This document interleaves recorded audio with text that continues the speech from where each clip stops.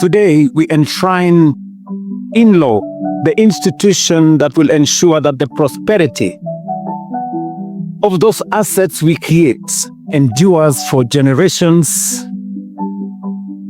and that is the National Sovereign Wealth Fund.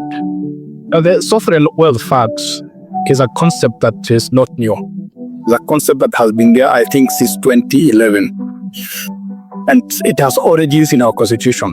That when we got the new constitution in 2010, the framers thought not just about the current generation, but the next generation, the future generation. And they realized that resources are exhaustible. So if we make money from anywhere in this country, from our resources, then how will you make sure that the next generation is going to benefit from that? So the Sovereign Wealth Fund is about the next generation. People will not be there when we are, people will be there when we are not there. So the question is a question of the government investing in the next generation so that we don't finish all the money that we make, all the revenues that we collect. So we make sure there is something left for the next generation. That's what Sovereign Wealth Fund is all about. It is modeled from Norway, which has a very active sovereign fund with quite a substantial amount of money. So when Norway got oil some time ago, they started making a lot of money. And the question was, what do we do with all this money? And they said, we are going to save it so that when this oil runs out, there will be something for the next generation. And Kenya will be making money from minerals, from oil, from taxes, from everywhere. And that's the concept we are trying to put in the Sovereign Wealth Fund. The government has had some interesting policies on how to safeguard the next generation. And one of them is very simple, making sure they're educated. If you remember the last 10 years or so, the government has tried to make sure that the next generation is schooled. Right skills, TVETs, free primary school, subsidized education. But by the time you get out of school, you have some skills that are marketable and you can do something for yourself.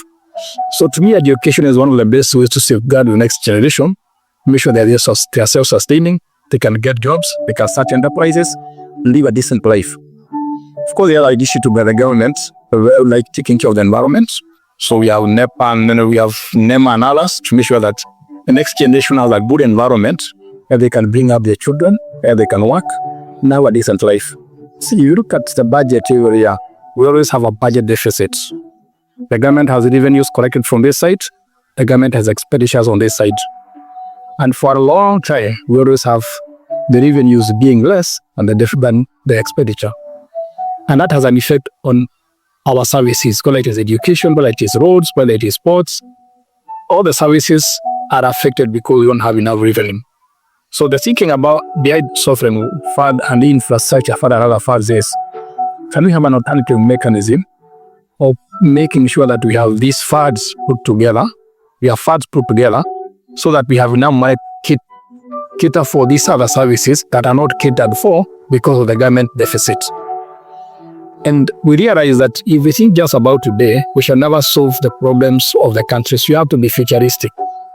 The same way, if you have a kid, you have to think about where that kid will go to school, where that kid will live when she grows up, so there will be a house, there will be a school, there will be hospitals and so on. We're just being futuristic about this country by making sure that what we make today is not exhausted, it's also left for the next generation. As an economist, is that we have spent so much time thinking about how we can privatize existing companies. Yeah. Take Kenya Airways to the stock market, take Kenya Pipeline to the stock market, and all the other companies that we want to take to the stock market and list them and privatize them. And my biggest concern is, why are we so bothered with the bad at hard? Why not bad in the bush? So if I look at the Kenyan economic history in the last maybe 20 years, we have had about 11 privatizations. 11 companies have been privatized through IPOs. But if I look at the US, I think we had something like 1,350 privatizations. So my concern is Ugandans and Tanzanians and so on want to come and buy into existing companies. Of course, it's a bad at heart. But why are we not getting these small companies? We nurture them until we list them in IPO. That's my biggest concern. Because we are just sharing what is there, but without growing more companies. So I totally agree with you that what Kenya should be doing is to nurture the small companies and then we take them to the stock exchange. We go and sell them in Uganda, Tanzania, whoever can buy them. That's how we are going to bring more capital and more wealth into this country.